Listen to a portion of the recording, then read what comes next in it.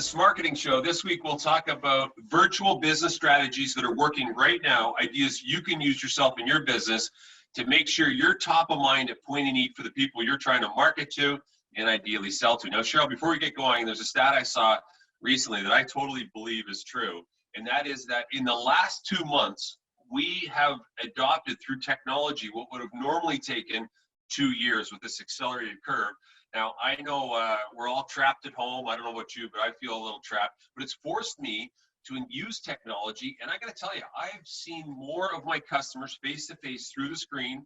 I've met their wives. I know their dogs. I know their kids' names. I know all the issues they have, which is fostering a relationship virtually that, candidly, I might not have had in olden times. It's true. It actually does build your relationship with your customer. I told the story of, I helped redecorate a customer's apartment just because, I was able to see inside of it. So I think originally when all of this kind of happened, and it did happen very quickly, we started to see and we started to recommend that clients switch their strategy from being a very sales oriented objective into something that's more supporting. And that's even gone further as the weeks have passed. So as an example, everything that could possibly go online has gone online. I think the biggest shift has been in education. So that industry has almost completely moved online, more so than any other industry. We have the fitness industry, which also has launched like in-home training courses. I know you've been participating in those, Rick. Obviously, you can tell, right? Concerts, karaoke, theater. People are setting up virtual webcams inside of zoos so that you can observe. That was actually one of my son's projects, was to observe these different animals in their natural habitat. Beauty companies are releasing Q&As on how to use their products. So they're not just supporting, they've actually gone beyond that to release content that potentially would probably not be free to their customers otherwise. You say that, and we partnered with our customers because, we're all only as strong as our customers, to offer our LinkedIn to Win training boot camp to their customers. And in the month of April, we had over 800 people attend our LinkedIn training programs. Now, I have an old saying that I repeat often, that success leaves clues, and that's absolutely a must in today's virtual selling arena. Another thing we're seeing working right now, because this is what we want to try and do for you on the SMARKETING show, is we're seeing a lot of webinars happen right now. And there's a good reason why. Is because we're seeing the attendance through the roof. And I'm telling you, unheard of numbers. And the other advantage to doing a webinar right now, where traditionally we used to have like a 2-month runway. Hey, we got to get the ads out. We got to secure. We're seeing like a 2-week runway right now with phenomenal attendance. And I know, Cheryl, you want to talk about taking maybe a webinar away from a series of slides and slide slapping somebody with your product, your features, your story, and share with them maybe what we're doing around virtual events right now. They're a little different, but getting a lot of attention and positive feedback. Well, certainly webinars are fantastic. Zoom events, whatever you want to call them, very effective. We're seeing more and more of them pop up, and I'm seeing more and more comments about how people are sick and tired of the same kind of presentation every time they attend.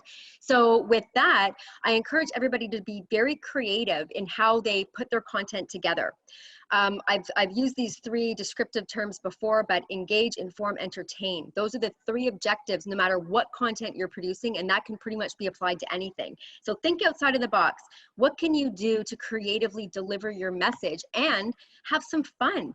So be human. We've done things like incorporate live music. We've had stand-up comedians. We're doing an event coming up next Friday where we have a live DJ that's going to be performing at the beginning, throughout, and at the end. So just think of ways that you can, not just give information and knowledge, but also put a smile on everyone's face. Which I know you do every week in this show, Cheryl. Hey, it was about 20 years ago, and I started my sales training business, southwind.com. And I'm standing there with my boombox at the time, probably a Bon Jovi tune ready to go. And a guy said to me, hey, why should we hire you as our sales trainer for our corporation? I said, because I'm a enter-trainer, okay? And I think there's a big difference in terms of what some are doing to entertain, that little element that separates you from the rest. For example, Cheryl, you mentioned, the comedian acts we're using, some of the, tasteful, by the way, folks, yeah. Okay, not too far off topic. But we've got one client that's using an NHL celebrity to attract people into their brand, and they're talking about overcoming adversity with a Q&A session type of thing. It's all about elevating your brand. Now, here's another idea that I think you've done very well in terms of our upcoming small business survival show in London, Cheryl, and that is we're not just talking about digital marketing, But you've brought in people like a financial person that can talk to government grants. You brought in an HR person that can talk to, you know, how to deal with sensitive issues right now with people. Now, what I think our viewers could do, you could do, is maybe don't focus just on your product or service offering, but bring in other people, because if the people don't want the apple you've got, maybe they want the banana, right, the pineapple or whatever, and at the end, they got to walk through your souvenir shop before they go. Well, the idea is that you want to be the resource or knowledge center for your customers' questions, whether it's directly relating to your service or product.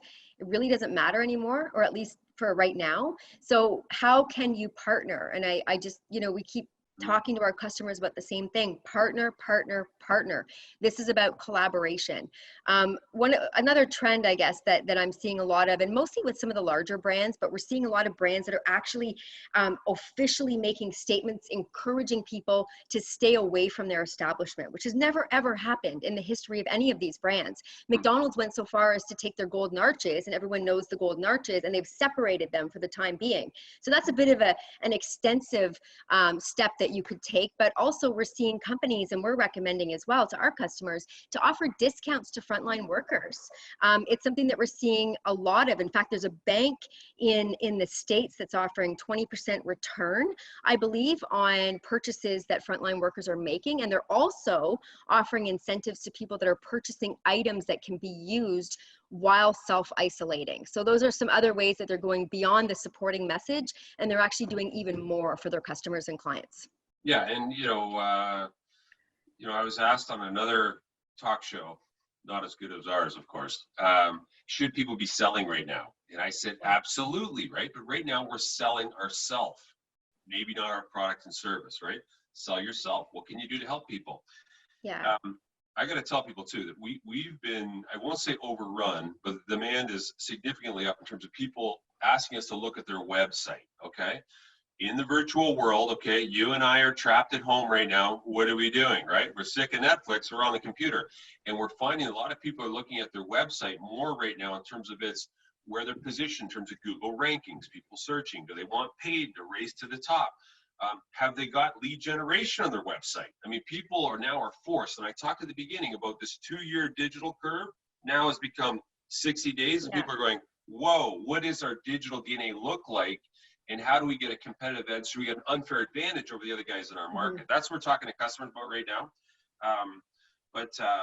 And I said it, I think, in the last show, I think if you're thinking of taking this step into a digital persona, whatever it is, I believe companies right now need to think about their agency partner like they're hiring a lawyer, and for a case they have to win. It's not a game anymore. It's a must right now, because we don't know how long this thing's going to be, and we've got to do it virtually. And to your point on websites, the pain points of people's websites are becoming very obvious very quickly.